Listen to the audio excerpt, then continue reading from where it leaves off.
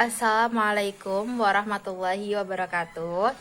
Saya Ira Rahmawati dari kelas MBS 5G NIM 185211118. Di sini saya akan menjawab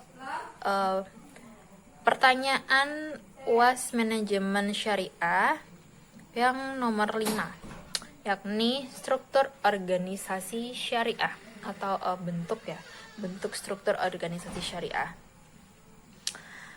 Bentuk organisasi perusahaan syariah.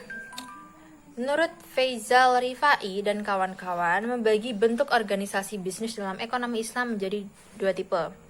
Yang pertama, pemilik tunggal. Bentuk organisasi bisnis paling sederhana dan selalu ada hampir dalam non-spesialis ekonomi merupakan jalan paling lama untuk memimpin bisnis. Bentuk lain dari organisasi bisnis dibangun kemudian dengan kebutuhan-kebutuhan dan kompleksitas dari ekonomi dan kehidupan sosial.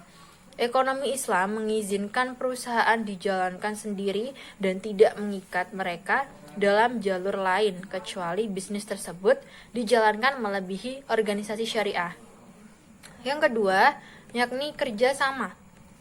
Hubungan antara dua atau lebih orang dalam mendistribusikan keuntungan dan kerugian dari sebuah bisnis berjalan dengan seluruh atau salah satu dari mereka menanggungnya.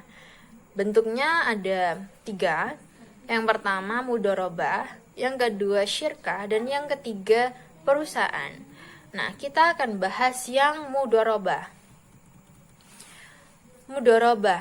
Konsep mudharabah berarti seseorang atau satu pihak menyediakan modal dan yang lainnya menawarkan tenaga kerja, dan keduanya akan membagi keuntungan.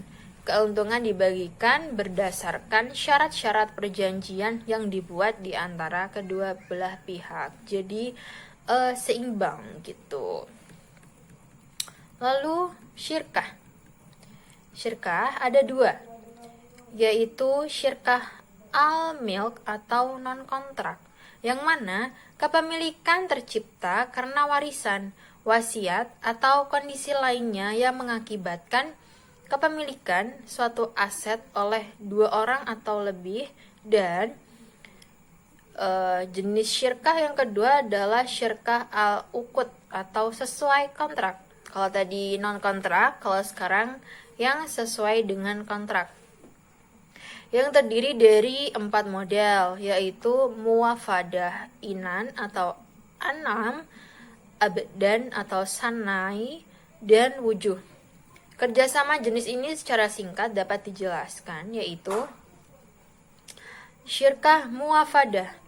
Semua pihak yang bekerja sama mempunyai kedudukan yang sama, baik dalam keuntungan ataupun kerugian yang dialami, sehingga mereka mempunyai andil modal yang sama.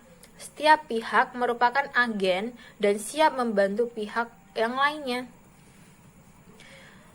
Lalu ada syirkah anam. Bentuk kerjasama bisnis yang dilakukan 2 orang atau lebih, di mana masing-masing menyertakan harta atau modal dan sekaligus juga menjadi pengelolanya atau tenaga. Kemudian keuntungannya dibagi di antara mereka berdasarkan kesepakatan. Jika mengalami kerugian, maka kerugiannya akan ditanggung bersama berdasarkan proporsional modalnya. Lalu syirkah sanai. Syirkah sanai atau syirkah abdan adalah syirkah antara 2 pihak atau lebih yang masing-masing hanya memberikan kontribusi kerja atau amal tanpa kontribusi modal atau mal. Kontribusi kerja itu dapat berupa kerja pikiran seperti pekerjaan arsitek atau penulis, ataupun kerja fisik seperti pekerjaan tukang kayu, tukang batu, sopir, pemburu, nelayan, dan lain sebagainya.